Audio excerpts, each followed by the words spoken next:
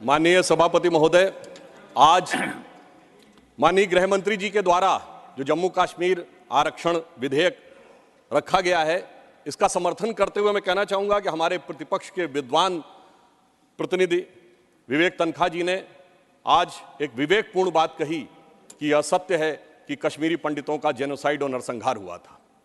परंतु ये कहते हुए मुझे कष्ट भी होता है कि एक दौर था जब उस नरसंहार के आरोपी और समर्थक दिल्ली में आते थे तो रेड कारपेट वेलकम के साथ आते थे, जलवाए जलाल से दिल्ली की सरजमी पर जलवा अफरोज होते थे। और सभापति महोदय, आज भी वो आते हैं मगर ईडी के सम्मन पे आते हैं, एनआईए की पेशी में आते हैं। ये अंतर आया है हमारी सरकार और उस सरकार के दौर में। जम्मू कश्मीर के सामने स्वतंत्रता के बाद से अगर मैं कहूं तो एक मिश्रित भावना आती है, क्योंकि हम कहते हैं कि भारत दुनिया का सबसे प्राचीनतम राष्ट्र है, मोस्ट एंशिएंट सिविलाइजेशन है, लिविंग सिविलाइजेशन। उत्तर से दक्षिण तक सारे राज्यों के नाम बदल गए, एक ही राज्य है जिसका प्राचीन काल में जो नाम था नीलमत पुराण में यदि कश्मीर था तो आज भी कश्मीर है। परंतु दुख की बात यह है कि स्वतंत्रता के 75 वर्ष बाद, मतलब 2019 से पहले तक वो समाधान ही नहीं हो पाया था। समाधान के लिए इतना लंबा समय लगाना पड़ा। वो ट्रांजिएंट एंड टेम्परेरी फेज के लिए आह को चाहिए एक उम्र असर होने तक 3 पीढ़ियां गुजर गईं। तब जाके जब हमारे गृह मंत्री अमित शाह जी ने और प्रधानमंत्री श्री मोदी जी ने वो हिम्मत दिखाई तो अगस्त 2019 में उससे मुक्ति मिली। 3 प्रकार की समस्याएं कश्मीर के पास रही थी, जिसे हम 3D कह सकते हैं। डिलिमिटेशन थी, डोमिसाइल थी एंड डेवलपमेंट थी। हमारी सरकार ने 2019 के बाद तीनों के बारे में समग्र रूप से विचार करना शुरू किया और जैसा कि इस विधेयक में है कि आरक्षण से वंचित वर्गों को समुचित, न्यायपूर्ण, न्याय संगत आरक्षण की व्यवस्था सुनिश्चित कराई गई। पुनर्गठन को न्याय संगत बनाकर संतुलित विकास का मार्ग प्रशस्त किया जा रहा है। विस्थापितों के लिए बहाली और विकास के नए अवसर उपलब्ध कराए जा रहे हैं। 2019 के विधेयक के द्वारा जम्मू कश्मीर विधानसभा में 83 सीटें थी, उन्हें बढ़ाकर 90 किया गया, जिसमें 6 शेड्यूल कास्ट के लिए आरक्षित थी परंतु शेड्यूल ट्राइब्स के लिए नहीं थी। इसमें पहली बार 9 सीटें अनुसूचित जनजाति के लिए आरक्षण की गई हैं। और अब जम्मू में पहले 37 सीटें होती थी, अब 43 होंगी और कश्मीर में इससे पहले 46 और थी, अब 47 होंगी। पाकिस्तान ऑक्यूपाइड कश्मीर की यथावत रहेंगी। नामित सदस्य पहले 2 थे, अब 5 होंगे, जिनमें कि 1 महिला और 1 पाकिस्तान अधिकृत कश्मीर से भी होगा। अतः हम कह सकते हैं कि हम अब व्यवस्था को न्याय संगत और युक्तपूर्ण प्रतिनिधित्व की तरफ ले जा रहे हैं। परंतु सभापति महोदय, जो गृह मंत्री जी ने आरक्षण का विषय रखा है, जब ये बात हम करते हैं तो हमारे हृदय में एक अलग वेदना उत्पन्न होती है, क्योंकि पहली बार अब जाके 2019 के बाद वाल्मीकि समाज को अपना वह समुचित स्थान मिला है। दुख की बात है कि स्वतंत्रता के बाद इस देश में एक ऐसी व्यवस्था थी जहां जन्म से यह तय था कि जिस व्यक्ति ने जो व्यवसाय किया है, यदि वह सफाई कर्मचारी थे तो उनके बेटे बेटी सफाई कर्मचारी ही रहेंगे, चाहे वो पीएचडी क्यों ना कर लें।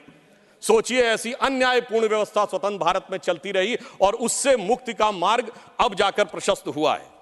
एक वो थे जिन्होंने वाल्मीकि समाज के साथ ये किया। एक हमारी सरकार है कि जब भव्य श्री राम मंदिर बन रहा है तो उस परिसर में महर्षि वाल्मीकि का भी एक मंदिर बन रहा है। ये हमारी सोच और उनकी सोच में यह अंतर है। विकास की नई ऊंचाइयों की तरफ जम्मू कश्मीर आज बढ़ता हुआ नजर आ रहा है। आज 70% आतंकवाद की घटनाओं में कमी आई है। 9 साल पहले सिविलियन जो कैजुअलिटीज थी उनमें 72% की कमी आई है। सुरक्षा बलों में 60% की कमी आई है। 2010 में जो पत्थरबाजी की घटनाएं थीं 2654 होती थीं, अब 2023 में कोई नहीं होती। 2010 में 112 लोग पत्थरबाजी की घटनाओं में नागरिक मारे गए थे, 2023 में एक भी नहीं है। 2010 में 6235 सिक्योरिटी पर्सनल इंजर्ड हुए थे, 2023 में एक भी नहीं है। और 2010 में 132 ऑर्गेनाइज स्ट्राइक हुई थी, 2023 में कोई भी नहीं है। 2010 में 70 घटनाएं हुई थी सीज फायर वायलेशन की, 2023 में 2 हुई हैं। और इस प्रकार हम ये कह सकते हैं कि कश्मीर के अंदर एक भारी बदलाव और एक सकारात्मक दिशा में दिखाई पड़ रहा है। और इसके लिए विकास के नए मार्ग के ऊपर कश्मीर इस प्रकार से प्रशस्त होता हुआ जा रहा है कि धारा 370 के हटने के बाद जो कश्मीर का डोमेस्टिक प्रोडक्ट था, जीएसडीपी था, जो 1 लाख करोड़ रुपए था, वो 5 साल में बढ़कर 2,27,000 करोड़ रुपए से अधिक हो गया है। सरकार ने कई लार्ज रिक्रूटमेंट ड्राइव स्टार्ट किए हैं जिसमें 29,813 लोग अब तक रिक्रूट किए जा चुके हैं और एडिशनल 5,523 वैकेंसीज क्रिएट की गई हैं। जम्मू कश्मीर ने इन्वेस्टमेंट के जो प्रपोजल आए हैं वो 66,000 करोड़ रुपए के हैं और जो डायरेक्ट एम्प्लॉयमेंट और उसके द्वारा जो इनडायरेक्ट एम्प्लॉयमेंट क्रिएट होगा वो 2.9 लाख तक के व्यवसाय के अवसर क्रिएट हो सकते हैं। 2 मेडी सिटीज जम्मू और कश्मीर में क्रिएट की जा रही हैं।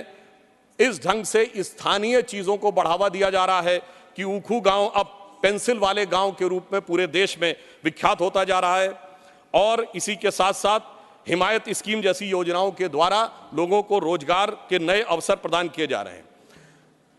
यूनियन टेरिटरी गवर्नमेंट ने जीआई टैगिंग भी की है। सैफरन यानी केसर जिसके लिए कश्मीर बहुत प्रसिद्ध है उसमें और बासमती राइस की जीआई टैगिंग की व्यवस्था की जिससे कि उसको एक अंतर्राष्ट्रीय स्तर तक एक मान्यता प्राप्त हो सकती है। जम्मू कश्मीर में इंफ्रास्ट्रक्चर डेवलपमेंट फाइनेंस कॉर्पोरेशन की भी स्थापना की गई है जिसके द्वारा अनेक प्रोजेक्ट बहुत सफलतापूर्वक चल रहे हैं।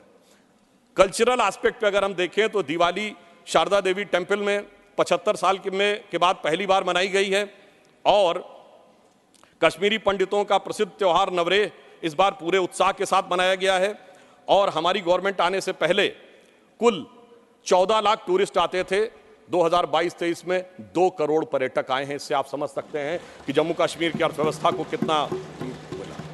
आगे मैं एक और बात कहना चाहता हूं कि पहली बार 30 साल के बाद 27 जुलाई को शियाओं का मुहर्रम का जुलूस भी शांतिपूर्ण ढंग से और पूरे अकीदत के साथ चला।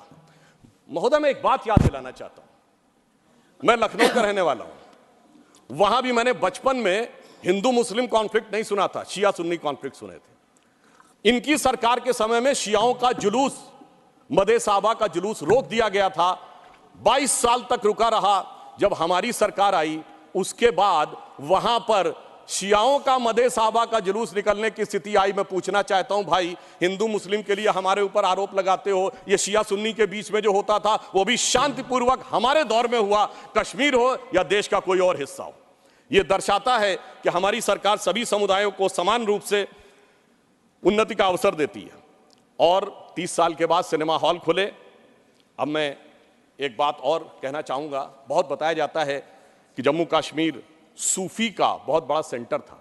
मैं पूछना चाहता हूं कि विगत 30 वर्षों से सूफीज्म के 4 बड़े सिलसिले हैं, नक्शबंदी, सोहरावर्दी, चिश्ती और कादरी। एक का भी कोई मरकज बचा हो तो बता दीजिए। बहुत से लोग विवादित ढांचा गिरने की बात करते हैं, मगर इस हिंदुस्तान में कश्मीर में एक चरारे शरीफ की मजार थी जो सैकड़ों साल पुरानी थी, उसे जला के ध्वस्त कर दिया गया और जलाने वाला कश्मीर भाग गया। उसके बारे में कोई नहीं बोलता। सेकुलरिज्म का सूरमा उत्तर से दक्षिण तक चुप बने रहते हैं। हमारे दिल में उसके लिए भी दर्द है। और मैं ये भी याद दिलाना चाहता हूं कि मुस्लिम समाज के लिए सबसे मुकद्दस मस्जिद हजरत बल पे नवंबर 1993 में आतंकवादियों ने कब्जा कर लिया था। ये वो भी दौर था, मगर इसके बावजूद किसी को उस दौर में खराबी नजर नहीं आती थी। आज जब सब कुछ शांतिपूर्ण और सही ढंग से चल रहा है तब यह समस्याएं नजर आती हैं। सेंट्रल गवर्नमेंट ने बहुत सारे इंफ्रास्ट्रक्चर प्रोजेक्ट्स अप्रूव किए हैं, सेंट्रल यूनिवर्सिटीज बनाई हैं। लद्दाख में सेंटर फॉर बुद्धिस्ट स्टडीज भी बनाया गया है और इसके अलावा IITs, IIMs और 2 एम्स बनाए गए हैं। प्रधानमंत्री ग्राम सड़क योजना में पहले 158 किलोमीटर की सड़कें बनती थी, अब 8,068 किलोमीटर की सड़कें बनी हुई हैं। परंतु इसी के साथ साथ मैं ये भी कहना चाहता हूं कि मोदी सरकार के शासनकाल में आने के बाद अब मॉर्टेलिटी रेट जो 22 पे था वो अब 14.3 पे आ गया है। पहले केवल 47 जन औषधि केंद्र थे 2019 से पहले, अब 227 हो गए हैं। और सबसे बड़ी बात यह है कि आज दुनिया का सबसे ऊंचा पुल जो 1315 मीटर का है वो आज चिनाब नदी के तट के ऊपर बना हुआ है। यह दर्शाता है कि कश्मीर किस नई ऊंचाई की तरफ जा रहा है। महोदय, मैं याद दिलाना चाहता हूं, हमारे बचपन में जिस जमाने में कश्मीर में आतंकवाद फैला था तो हम लोग कहते थे झेलम नदी का प्राचीन वैदिक नाम है वितस्ता और चिनाब का है अक्सिनी। तो हम कहते थे बो दिए विष बीज किसने, अब वितस्ता ने पुकारा, क्यों झुलसता जा रहा कश्मीर नंदन वन हमारा। आज मोदी जी की सरकार आने के बाद हम कह सकते हैं, पर आज दुनिया का सबसे ऊंचा पुल अक्सिनी पर हमारा यूं उभरता जा रहा, यूं निखरता जा रहा कश्मीर नंदन वन हमारा। अब मैं एक और भी बात यह कहना चाहता हूं कि 21 हाइड्रो पावर प्रोजेक्ट्स भी चल रहे हैं। G20 जिस शानदार तरीके से हुआ वो हम सब ने देखा। परंतु यहां मैं एक बात कहना चाहूंगा कि यह विषय इतना आसान नहीं था जितना समझा जाता है। जिस समय आतंकवाद शुरू हुआ था, जस्टिस नीलकंठ गंजू की हत्या उस समय हुई जब श्री राजीव गांधी जी के नेतृत्व में भारत के इतिहास की सबसे मजबूत सरकार थी। वो तो लोगों को याद होगा, मुझे याद है मान्यवर, बचपन में बहुत से लोगों को नहीं याद होगा। वर्ल्ड कप 1983 का जीतने के बाद इंडिया का पहला वनडे इंटरनेशनल कहां हुआ था? 13 अक्टूबर 1983 को श्रीनगर में, भारत और वेस्ट इंडीज के बीच में। और वहां पर भारतीय टीम के खिलाफ नारे, चलिए वो तो अलग है, पाकिस्तान जिंदाबाद के नारे, भारतीय टीम के लोगों के ऊपर चीजें फेंकी गई, पिच खोद दी गई। उस समय तो सर्वकालीन शक्तिशाली प्रधानमंत्री जिन्हें विपक्ष मानता है, श्रीमती इंदिरा गांधी जी का शासन था। परंतु उसके बाद ऐसा दौर भी आया कि वो सब लोग आरोप से छूट गए। कल माननीय गृह मंत्री जी ने जब लोकसभा में कहा था, कुछ गलतियों के बारे में कहा था, तो वहां पर नेता प्रतिपक्ष ने कहा था कि साहब गलतियां अगर हैं तो इस बारे में चर्चा कर ली जाए। तो मैं सिर्फ ये बताना चाहता हूं कि अगर गलतियों की बात होगी तो बहुत सी ऐसी गलतियां हैं जिन्हें विशेष रूप से ध्यान रखने की आज आवश्यकता है। मैं सिर्फ एक दो तीन तथ्य लोगों के सामने रखना चाहता हूं। जब स्वतंत्रता के उपरांत रियासतों के विलय का महकमा सरदार पटेल के पास था तो केवल कश्मीर नेहरू जी ने अपने पास क्यों रखा था? नंबर 2, 1946 में महाराजा हरि सिंह जी के विरुद्ध विद्रोह के आरोप में जब शेख अब्दुल्ला जेल में बंद थे तो पंडित नेहरू स्वयं उनको छुड़ाने के लिए कश्मीर गए और वो भी गिरफ्तार हो गए। यह बात मौलाना आजाद ने अपनी किताब इंडिया विंस फ्रीडम में लिखी है कि इससे तत्कालीन कांग्रेस नेता बुरी तरीके से हतप्रभ हो गए। और इस परिस्थिति में जिस समय पाकिस्तान ने आक्रमण किया उसे कबायली आक्रमण क्यों कहा गया, सेना का आक्रमण क्यों नहीं कहा गया? और इसके अतिरिक्त मैं यह भी कहना चाहूंगा कि जिस समय यह कश्मीर का संघर्ष हुआ, एक फैक्ट रखना चाहता हूं, उस समय तो माउंटबेटन 30 जून 1948 तक वाइसरॉय थे। भारत की सेना अध्यक्ष जनवरी 1949 तक जनरल रॉय बूचर था और पाकिस्तान की सेना का अध्यक्ष जनवरी 1951 तक अंग्रेज था। तो भाई यूनाइटेड नेशंस में जाने की क्या आवश्यकता थी? गृह मंत्री जी ने बिल्कुल सही बात कही कि भाई उनको 1 साल तक माउंटबेटन को इसलिए रोका गया था कि बचे हुए कुछ मामले रिजॉल्व करने हैं। तो भाई मैं पूछना चाहता हूं कि उनको क्या मेहमान नवाजी के लिए रखा गया था? जब यहां थे, दोनों तरफ के सेना अध्यक्ष भी अंग्रेज थे, तो यूनाइटेड नेशंस क्यों गए? इसलिए मैं कह सकता हूं एक गलती नहीं, भयंकर गलती थी जिसका खामियाजा आज तक सरकार को भुगतना पड़ रहा है।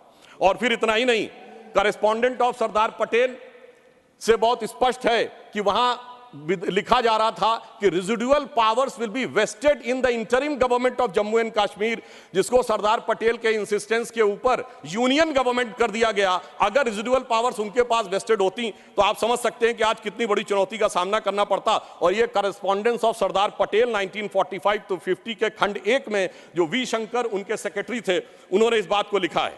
अब मैं एक बात और ध्यान देना चाहता हूं कि प्रथम लोकसभा में कश्मीरी पुनर्वास के कैबिनेट मंत्री अजीत प्रसाद जैन जी ने अपनी किताब कश्मीर व्हाट रियली हैपेंड में लिखा है कि the draft was approved by Sheikh and his colleagues and then passed by the Congress party. ये मैं नहीं कह रहा हूं, उनकी सरकार के कैबिनेट मिनिस्टर कह रहे थे। और इसमें अंत में एक और व्यक्ति का उद्धृत करना चाहता हूं जो भारत के मुख्य न्यायाधीश रहे, जस्टिस मेहरचंद महाजन, जो कि उस समय कश्मीर रियासत के प्रधानमंत्री थे। उन्होंने आकर कहा कि 24 अक्टूबर 1947 को वो पत्र लेकर आ गए थे, परंतु उसके बावजूद 2 दिन तक सिर्फ इसलिए मामला अटका रहा। ये मैं नहीं कह रहा हूं, जस्टिस महाजन ने अपनी किताब लुकिंग बैक में लिखा है। चूंकि नेहरू जी की यह शर्त थी कि शेख अब्दुल्ला का पहले स्थान तय हो जाए नई सत्ता में, इसके उपरांत ही कश्मीर के विलय का प्रस्ताव होगा। वो सारी बातें आपको पता होगी कि जब उस समय उन्होंने कहा था कि हम जाकर कराची चले जाएंगे यदि हिंदुओं की रक्षा की गारंटी श्रीनगर में फंसे हुए लोगों की ली जाए। इसलिए मैं कहना चाहता हूं इसके लिए एक दिन नहीं, एक सत्र भी कमजोर पड़ जाएगा। और आज अगर आप देखें कि अंतर देखिए, एक उधर का कश्मीर और एक इधर का कश्मीर। एक इधर का कश्मीर है जहां पर टेक्नोलॉजी में, जहां पर की कल्चर में उन्नति हो रही है, जहां विकास हो रहा है, G20 किया जा रहा है। और एक उधर का कश्मीर है, यहां हमारा सबसे ऊंचा पुल है और वहां बड़े बड़े आतंकवादी संगठनों के साथ उधर के कश्मीर के लोग बैठे हुए हैं। इसलिए मैं ये भी कहना चाहता हूं कि इन 75 वर्षों के बाद जो कुछ भी बदलाव आया है वो इस सीमा तक आया है कि मैं सिर्फ ये कहना चाहूंगा कि जो मोदी जी ने हिम्मत दिखाई उसकी वजह से आज ये बदलाव आया। जिसे एक पंक्ति में कहना चाहूंगा कि दर्द की रात गई, गम के जमाने भी गए, और मोदी जी की हिम्मत से कई दाग पुराने भी गए। और इसके लिए सर एक बस पंक्ति कह देता हूं, इसके लिए जिस दृढ़ इच्छा शक्ति की आवश्यकता थी वो हमारे गृह मंत्री जी ने और प्रधानमंत्री जी ने दिखाई।